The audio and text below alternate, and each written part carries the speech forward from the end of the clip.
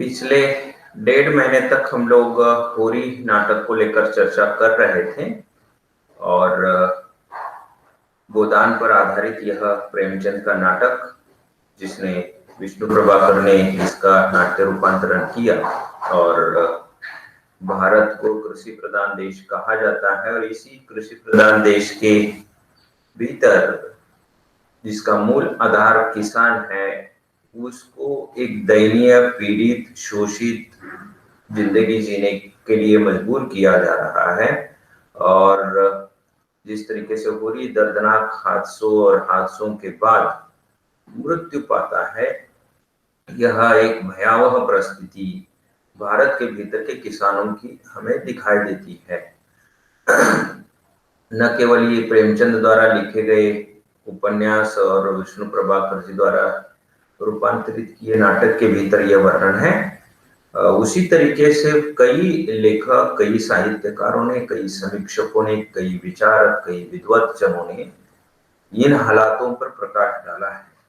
और जिस दौर के भीतर अभी किसान गुजर रहे हैं और 1936 और 1935 की जो परिस्थितियां थी, उससे भी एक भयावह और दर्दनाक परिस्थितियां वर्तमान युग के भीतर हैं। तो इसको लेकर हम लोगों ने पूरी तरीके से 1.5 महीने तक चर्चा की और ये जो है आप कहे कि नाटक कंप्लीट हो चुका है। और मैंने पिछले लेक्चर में कहा था कि आपको मैं इस समय टेस्ट ले लूंगा, परंतु पिछले 3-4 दिन लगातार मैं दूसरे कामों के भीतर व्यस्त था, तो टेस्ट शेड्यूल नहीं किया मैंने और क्वेश्चन भी नहीं निकाले थे। तो मैं आज और 1-2 काम मेरे सामने हैं, वह अगर पूरे हो जाएंगे तो 12:45 को या फिर उन कामों को मैं पीछे छोड़ देता हूं और अभी जैसे लेक्चर खत्म हो जाएगा टेस्ट के 15 सवाल मैं निकालने की कोशिश करूंगा और 12:45 को आकाश, नेहा और तुषार आप बता दें कि उपस्थित रहेंगे। 12:45 का आज का जो लेक्चर रहेगा, तो आप अगर उपस्थित हो तो मैं टेस्ट शेड्यूल कर सकता हूँ। ठीक है, नेहा कह रही यस, आकाश और तुषार आप बता दो। ओके, आकाश ओके कह रहा है और तुषार आप बता दीजिए। ठीक है, तो फिर मैं क्या कर लेता हूँ, अभी मेरा 8:45 का लेक्चर कॉमर्स का है और कॉमर्स के 5 टॉपिक मेरे कंप्लीट हो गए, सिलेबस कंप्लीट हो गया। इन्हीं 5 टॉपिकों को लेकर टेस्ट भी इनके कंप्लीट हुए। तो अभी मैं ये लेक्चर जो है विजय पर्व को लेकर जो दूसरा नाटक मैंने कहा था कि शुरू करेंगे, हालांकि शनिवार के दिन शुरू करने वाला था, लेकिन आज इसको शुरू करेंगे और आज 12:45 का लेक्चर टेस्ट और कल सुबह जो प्रश्न आप लिखे उसको एनालिसिस करेंगे, उसका विश्लेषण और विवेचन करेंगे और इसके अलावा उसके साथ जुड़ कर और कौन से सवाल बन सकते ये भी हम लोग चर्चा करेंगे। पहला टेस्ट अपना जो हुआ वो 15 अंकों का रहा, ये टेस्ट भी 15 अंकों का 15 प्रश्नों का लेंगे, 30 अंकों का। तो कुल मिलाकर होरी नाटक को लेकर 30 अंकों की आपकी तैयारी हो जाती है। तो ये आप ध्यान में रखिए। अब देखिए, मैं स्क्रीन शेयर कर देता हूं ताकि मुझे जो आपको दिखाना है वो दिखा भी सकता हूँ, हालांकि आपने इसके पहले देखा भी होगा। तो देखिए, ये क्लास वर्क के भीतर आपको दूसरे नंबर पर जो है विजय पर्व डॉक्टर राम कुमार वर्मा, नीचे से ऊपर आपको आपके, मैं जब नहीं पढ़ा रहा हूं तब भी ये चीजें दिखती है, तो इसको आपने देखा होगा। जैसे होरी को लेकर मैंने बार बार आपको बता दिया कि मैं जो सामग्री अपलोड कर चुका हूं इसको आप देखें और मुझे ये बता दीजिए कि आप तीनों भी, आपके घर में टीवी उपलब्ध है, जो स्मार्ट टीवी वाला होता है वह? आकाश, नेहा और तुषार? नहीं नहीं, ओके, आकाश और तुषार नहीं कह रहे हैं। नेहा जी, आपके आपके घर में क्या पोजीशन है स्मार्ट टीवी को लेकर, मैं पूछ रहा हूं।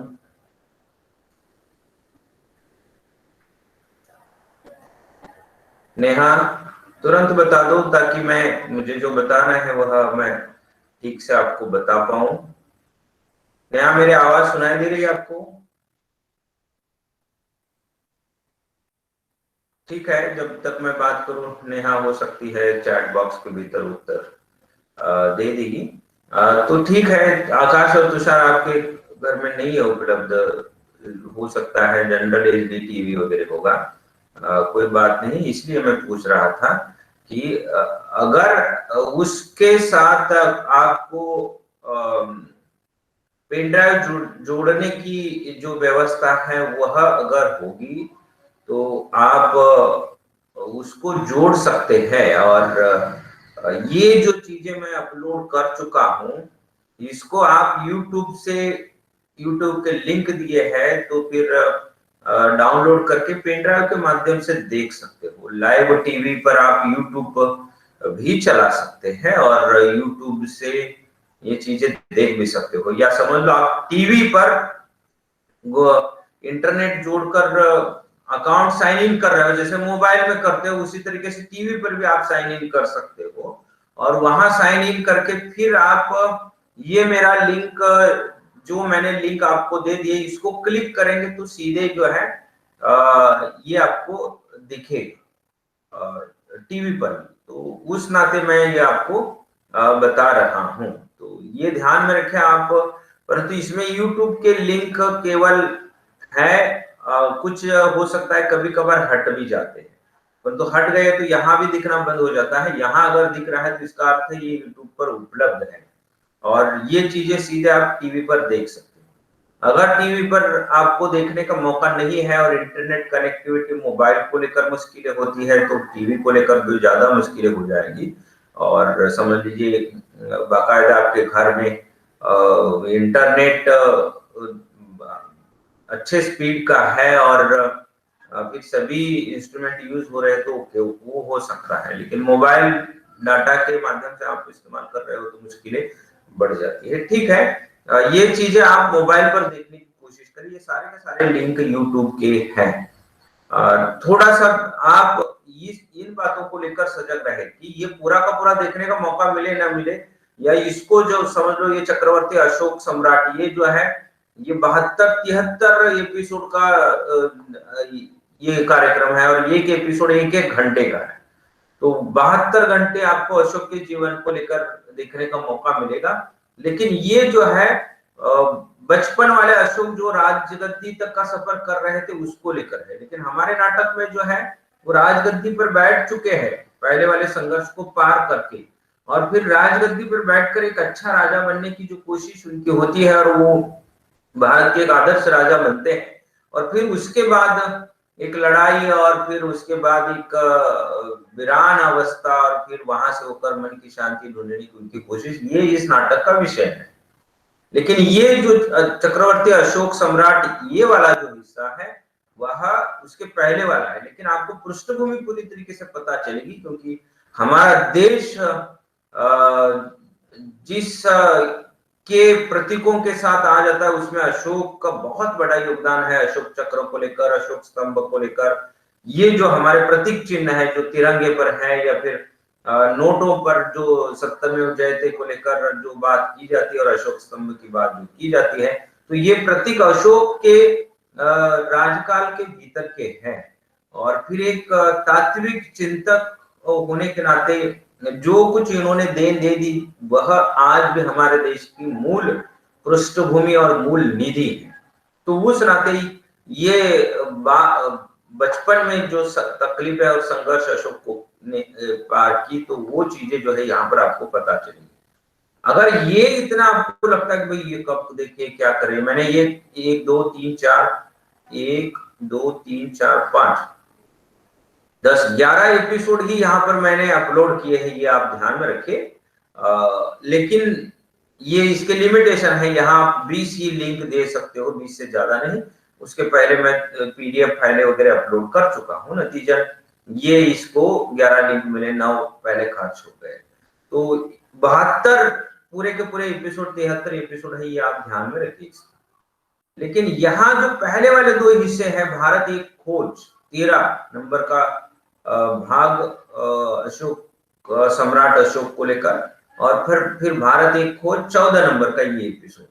हालांकि ये मैं बता देता हूँ, भारत एक खोज के 52 एपिसोड है और ये जो है पंडित जवाहरलाल नेहरू जी ने जो किताब लिखी डिस्कवरी ऑफ इंडिया, ये इस किताब पर बनी एपिसोड रूपांतर धारावाहिक रूपांतरण है, और इसमें 52 एपिसोड में से 2 एपिसोड जो है अशोक की जिंदगी पर जुड़े हुए। उसी तरीके से शिवाजी महाराज की जिंदगी पर जुड़े हुए 2 एपिसोड, अकबर की जिंदगी से जुड़े हुए 2 एपिसोड, भारतीय स्वतंत्र संग्राम से जुड़े हुए भागों को लेकर 2 एपिसोड। तो ये भारतीय इतिहास का लेखा जोखा जो है, भारत एक खोज, इस धारावाहिक में या मूल डिस्कवरी ऑफ इंडिया जो पंडित जवाहरलाल नेहरू की जो किताब है उसमें है, तो उस पर ये जो है बनाया हुआ है। और ये मैं बता देता हूँ कि जब पंडित जवाहरलाल नेहरू को अहमदनगर के किले में बंदी बनाकर रखा था, तब ये यहाँ पर उन्होंने अहमदनगर में बैठकर ये पूरी की पूरी किताब लिखी थी। और जैसे ही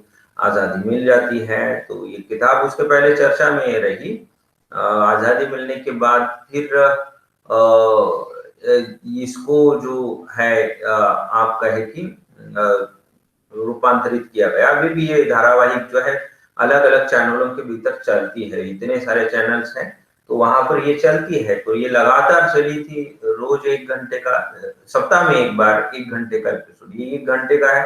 तो ये जो 2 हिस्से हैं आप जानबूझकर देखिए, इसीलिए मैं कह रहा हूं कि ये दोनों हिस्से जो है वह सीधे अपने नाटक के साथ संबंध रखते हैं, और नाटक की लगभग 60-70% घटनाओं का जो विश्लेषण और दृश्य रूपांतरण जो है इन 2 एपिसोड के भीतर आप देख सकते हो।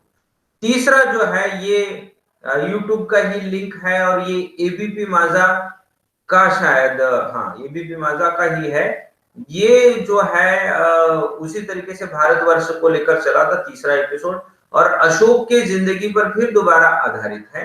और ये क्या, कौन थे अशोक, क्या किए इन्होंने, क्या हमारे देश के लिए योगदान दिया, ये भी यहाँ पर आपको पता चलेगा। तो ये 3 वाले एपिसोड जो है आप पढ़े, देखे और सुने, ये नाटक आपको पूरी तरीके से समझ में आएगा। और ये मैंने फिर बाद में आपको बताया था पिछली बार भी कि अशोक का जो ट्रेलर है ये यूट्यूब पर मिलेगा, अशोका द ग्रेट, ये एक फिल्म है करीना कपूर और शाहरुख खान की।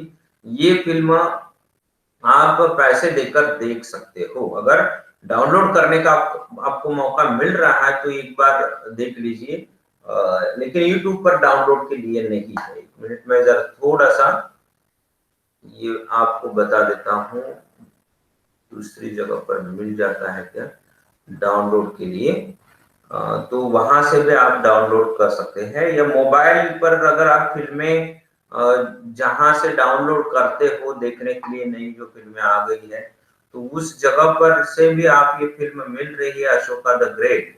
तो ये फिल्म आप देखने की कोशिश करो, आपको अगर मिल रही है वहां पर तो इसको देखिए आप। ये भी लगभग 60-70% जो है अपना जो मूल हिस्सा जो है इससे जुड़ जाती है।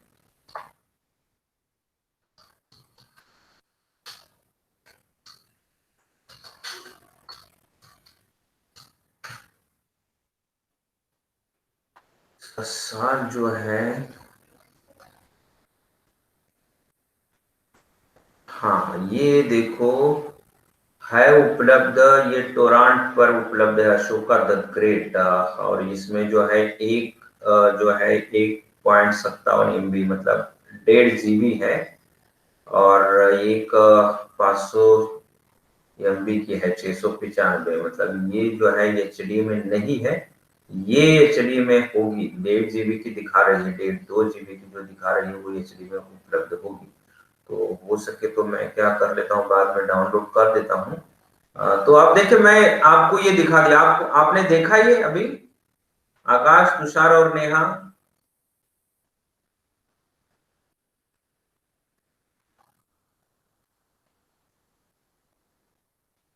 आकाश, नेहा और तुषार, ओके। हाँ ठीक है, और मतलब ये कैसे करना है, क्या करना है, ये मैं आपको दिखा रहा था। तो ये मुझे बता दो कि शनिवार के दिन मैंने आप लोगों को कह दिया था कि ये चीजें आप आगे 2-4 जो दिन आपके पास है, रविवार से लेकर गुरुवार तक ये देखने की कोशिश करो। तो अभी मुझे बता दो कि इसमें से आपने क्या क्या देखा।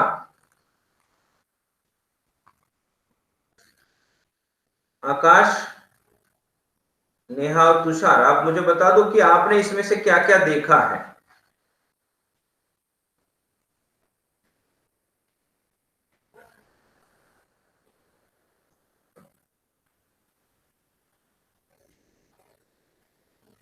अभी तक नहीं देखा, नेहा कह रहे। ओके, आकाश और तुषार आप बता दो कि आपने क्या क्या देखा। तुरंत बता दो। आकाश देखा है सर कह रहा है, नहीं है सर। आकाश, इसमें से क्या क्या देखा? एक आध एपिसोड तो देखा होगा, भारत एक खोज का देखा क्या आपने? या फिर अशोका द ग्रेट, ये चक्रवर्ती अशोक सम्राट देखा इसको? ठीक है, आकाश कह रहा है कि देखा है, कोई बात नहीं।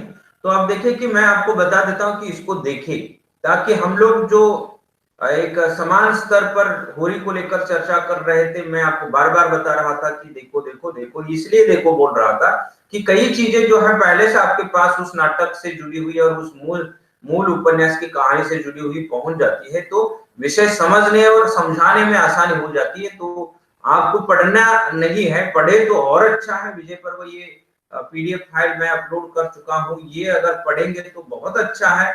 या इसको लेकर जो नोट्स मैं डिस्क्रिप्टिव नोट्स जो है अपलोड कर चुका हूँ, इसको भी देखेंगे तो बहुत अच्छा है।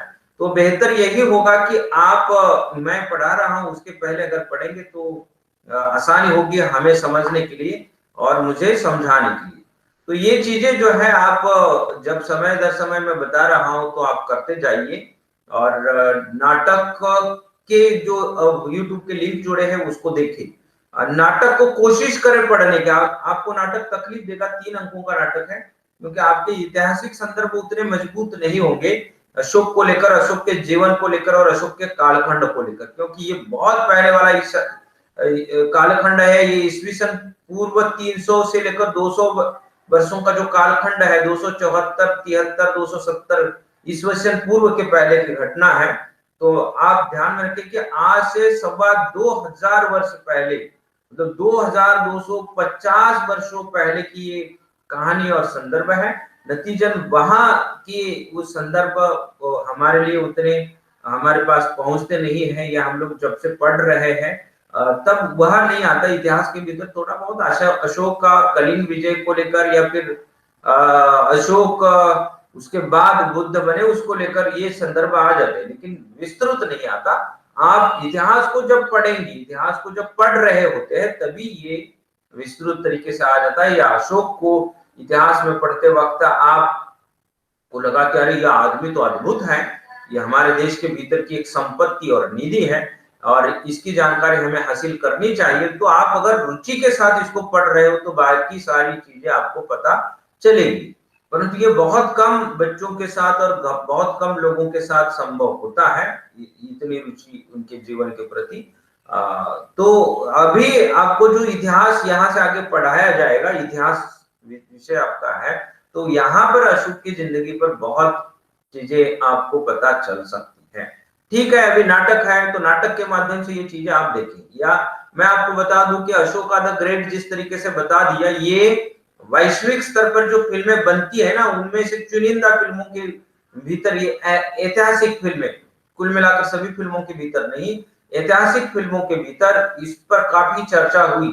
और मैं आपको बता देता हूं कि ये फिल्म भारत के भीतर उतनी अच्छी तरीके से चली नहीं मतलब वो पैसे कमा चुकी, परंतु जितने कमाने चाहिए थे उतने नहीं कमाए। बॉक्स ऑफिस पर इसको कम पैसे मिले, लेकिन वैश्विक स्तर पर बॉक्स ऑफिस पर इसको बहुत पैसे मिले। भारत से बाहर ये जिन जिन सिनेमा घरों के भीतर रिलीज की गई, वहां पर इसके दर्शक काफी रहे। और भारतीय इतिहास से जुड़ी हुई होने वाली ये कहानी इसकी, और भारत के सुवर्ण युग को लेकर लिखी गई, ये बनाई गई फिल्म होने के कारण ये बाहर ज्यादा चली। ये आप ध्यान में रखें। अब मैं ताजा उदाहरण आपको बता देता हूं कि बाहुबली द बिगिनिंग और बाहुबली कंक्लूजन, ये 2 फिल्में आप लोगों ने देखी। ये 2 फिल्में भी अब मैं अपेक्षा कर रहा हूं कि आपने देखी ही है, क्योंकि ये काफी चर्चा में रही है। दक्षिण भाषा के भीतर बनी हुई और फिर साथ में हिंदी और फिर बाकी दूसरी भाषाओं के भीतर भी रिलीज हो गई। और इस फिल्म ने भारत के भीतर के बॉक्स ऑफिस के सारे रिकॉर्ड जो है तोड़े। और इसका कारण ये रहा कि ये हमारे स्वर्ण युग और एक बहुत अच्छे इतिहास को लेकर ये कहानी आई, और फिर उसका सिनेमाटोग्राफी, उसका फिल्मांकन, उसका एडिटिंग, ये सारी चीजें जो है इतनी अच्छे तरीके से हमारे सामने पेश की कि हम लोग एक दर्शक होने के नाते इस अद्भुत फिल्म को देखकर खुश हो गए, और एक इतिहास हमारे सामने परोसा गया और उसको जानने की हम लोगों ने कोशिश की। अब बाहुबली इतना नाम हमें पता है, लेकिन वो कौन थे, क्या थे, पहले बाहुबली को कौन, दूसरे कौन, ये हमें बिल्कुल पता नहीं था।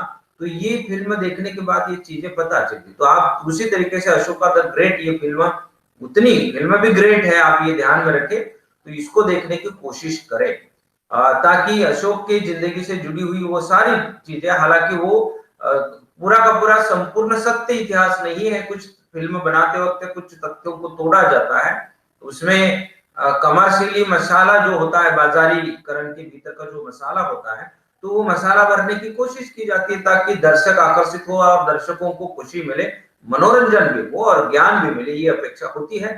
तो उस तरीके से ये इसमें कुछ चीजें तोड़ी जाती है, तो उसको हम नजरअंदाज करेंगे, लेकिन एक आम कहानी तो हमें पता चलेगी।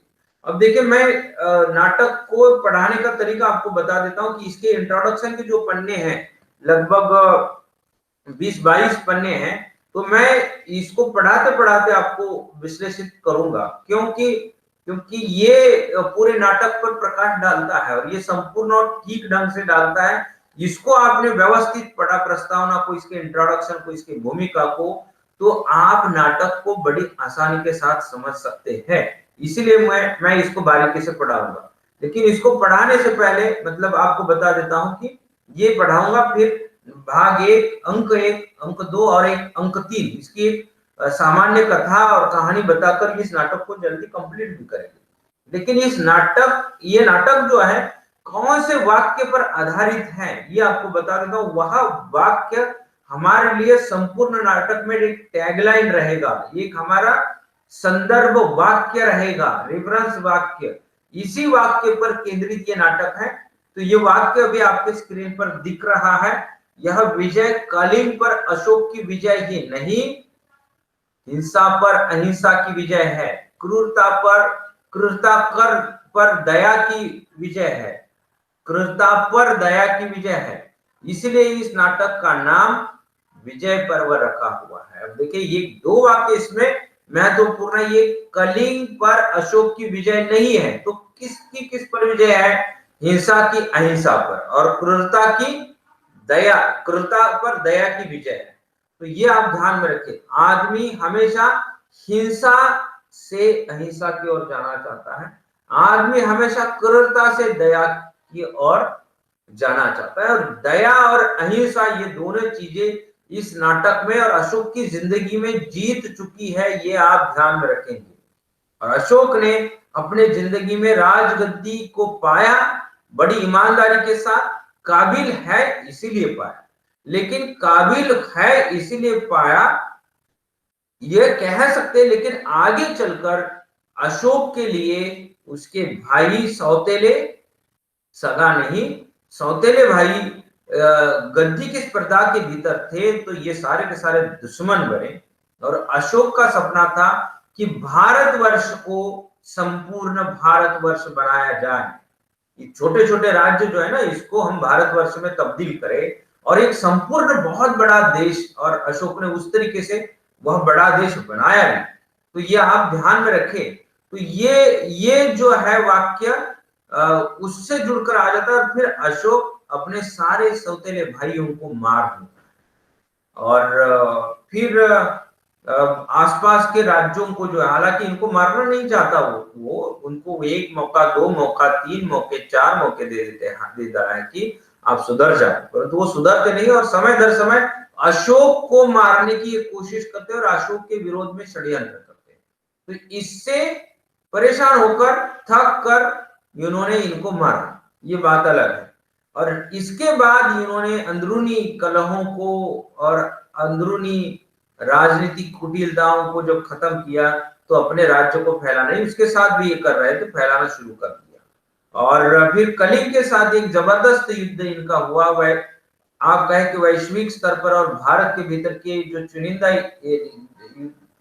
युद्ध भूमि और युद्धों का जो जिक्र किया जाता है उसमें कलिंग युद्ध की बात आप ध्यान रखिए। मतलब इतने लोग मारे गए इस समय की मानवीयता भी शर्म करे। इतने मतलब कलिंग, पानीपत का युद्ध, कुरुक्षेत्रीय युद्ध महाभारत के भीतर का, तो हिंसा हिंसा जो है यहाँ पर एक चरम पर थी। आप ध्यान रखें, मतलब कोई किसी की कदर नहीं थी, किसी की जिंदगी की कदर नहीं थी, इंसानियत की कदर नहीं थी। छोटा नहीं समझा, बड़ा नहीं समझा, बुजुर्ग नहीं समझा, स्त्री नहीं समझी, बीमार नहीं समझा। जिसको जो मिला वो हथियार उठाकर एक दूसरे को काट रहे थे, मार रहे थे। और कलिंग युद्ध पर कहा यह जाता है कि यहां से एक नदी, जिस भूमि पर कलिंग युद्ध खेला गया, उड़ीसा में, ये भुवनेश्वर से नजदीक ये मैदानी इलाका आ जाता है, तो वहां से एक दया नदी नामक एक नदी, हालांकि उसका नाम पहले अलग था, नदी बहती थी। तो वहां इतना खून बहा कि वहां नदी लाल हो गई। आप ध्यान में रखें, मतलब जो खून बहा वो नदी में जाकर मिला और पूरी तरीके से नदी जो है लाल हो गई। और उसके बाद इन दृश्यों को देखकर, जब युद्ध के बाद के विध्वंस को देखकर अशोक को अपने राजनीति, राजगद्दी, युद्ध और इस खूनी लीला से जो है पूरी तरीके से नफरत हो गई। और फिर बाद में वह अहिंसा के मार्ग की और बौद्ध धर्म और दर्शन के अनुयायी बन जाते हैं और बुद्ध प्रचारक भी बन जाते हैं। और फिर बुद्ध की शरण में जाकर वो अपनी राजगद्दी को त्याग देते हैं और फिर दया के मार्ग पर, अहिंसा के मार्ग पर चले जाते हैं। तो कुल मिलाकर आप ध्यान में रखें कि ये हमारे नाटक की टैगलाइन है। शुरुआत होगी अशोक की राजगद्दी पर बैठने का। अशोक तो नहीं चाहता था राजगद्दी पर बैठना, लेकिन जनता चाहती थी, या फिर मंत्रीगण जो अशोक पाटलिपुत्र को लेकर चिंतित थे, और एक अच्छा खासा सुसीम स्पर्धक था, सुसीम बड़ा बेटा था, तो ये अधिकारी था। लेकिन सुसीम जिस तरीके का स्वभाव रखता था, तो वह पाटलिपुत्र का नुकसान करेगा, अपने देश का नुकसान करेगा। और ये इसने एक नहीं हजारों लोगों के साथ अन्याय अत्याचार राजगद्दी पर बैठने से पहले किया था। तो बिंदुसार के जो भी बच्चे, ये अशोक और सुशील के पिता, आप ध्यान में रखें, बिंदुसार की जो भी बच्चे थे उसमें से काबिल बेटा कौन है, तो ये अशोक माना था। और फिर प्रशासक और जो लोग हैं, इनकी सहानुभूति और इनकी अपेक्षा थी कि अशोक राजगद्दी पर बैठे। तो फिर वह जब बैठ जाता है तो ये एक आपसी स्पर्धा यहाँ पर बनती है और ये हमेशा एक षड्यंत्र चलते हैं। तो ये जो है सब कुछ चीजों को देखकर अशोक थक गए थे और फिर बाद में एक अलग रास्ते पर जाते। लेकिन प्रशासक और मंत्रीगण बता देते कि आप ठीक है राजगद्दी को त्याग रहे हो, परंतु राज्य आप ही के नाम के साथ चलेगा। आप घूमे फिरे, जंगल में रहे, आप शांति को ढूंढने की कोशिश करें, परंतु हमें आदेश वहां से दे दिया जाए। तो उनके नाम से पूरी तरीके से राज्य अशोक के राजगद्दी, राजमहल को त्यागने के बाद 12 सालों तक बिल्कुल सुचारू रूप से अशोक के निर्देश पर चल रहा था। तो ये जो है अहिंसा और दया किस तरीके से राज्य को परिवर्तित कर देती है, एक राजा को, एक व्यक्ति को कैसे जीत लेती है, ये चीजें जो है इस नाटक के भीतर है। तो ध्यान में रखें कि ये अशोक की कलिंग पर विजय नहीं है, ये विजय है अहिंसा की हिंसा पर और दया की क्रूरता पर। तो कुल मिलाकर ये वाक्य जो है इस नाटक का टैगलाइन है। तो अभी जो मेरा उद्देश्य था बिल्कुल यही मानकर चले कि ये बता दूं कि मैं इस नाटक को लेकर क्या हम पढ़ने वाले हैं। तो हम लोग कल जो है इसको फिर आगे बढ़ा देंगे और इसको विश्लेषित करेंगे। और मैं अपेक्षा करता हूं कि आज टेस्ट जब हो जाएगी, कल तो विश्लेषण करेंगे नहीं, कल हम लोग टेस्ट का विश्लेषण करेंगे, नाटक को आगे नहीं बढ़ाएंगे। नाटक को हम लोग अगले शुक्रवार के दिन ही फिर वहां से लगातार आगे बढ़ाएंगे। तब तक एक सप्ताह आपके पास है, अभी जो 2 लेक्चर बचे इस सप्ताह के, उसमें टेस्ट और टेस्ट विश्लेषण और विवेचन अपना होगा। लेकिन एक सप्ताह अभी बीच में आपको बचता है, तो मैं जो चीजें आपको कह रहा हूं कि आप देखिए तो इन चीजों को देखिए, कम से कम उसमें से 3 चीजें जो है भारत एक खोज के 2 एपिसोड और भारतवर्ष का 1 एपिसोड, ये 3 चीजें देखें तो अशोक की जिंदगी से जुड़ी हुई जो सारी बातें हैं ये आपको पता चलेगी। एक मराठी नाटक भी पहले मैं अपलोड कर चुका हूं, ये वाला जो है सम्राट अशोक लेटेस्ट फुल नाटक जो है, तो ये भी जो है आप इसको देख सकते हो। और ये नाटक जो है 1 घंटे 43 मिनट का, पौने 2 घंटे का मराठी में नाटक है और एचडी क्वालिटी के भीतर का है, तो फिर आप ये भी देख सकते हो। परंतु ये नाटक देखने से पहले ये 3 जो चीजें हैं ये देखिए, ये एबीपी माझा का जो है, एबीपी माझा का नहीं, एबीपी न्यूज हिंदी चैनल का, जो एबीपी माझा नहीं, एबीपी हिंदी न्यूज जो है वह जो है इन्होंने ये चलाया है। तो ये हाई डेफिनेशन के भीतर ये भी जो है आपको मिल जाएगा। तो ये जो है आप देखें और फिर एक तैयारी के साथ जो है बने रहे, ताकि हम लोग नाटक को अच्छे ढंग से समझ भी सकते हैं। ठीक है, तो मैं कह देता हूं कि अभी आज का लेक्चर जो है यहाँ पर कंप्लीट हो गया है और हम लोग आज 12:45 को मिलेंगे, जो हमारा पहले नाटक को लेकर टेस्ट रहे।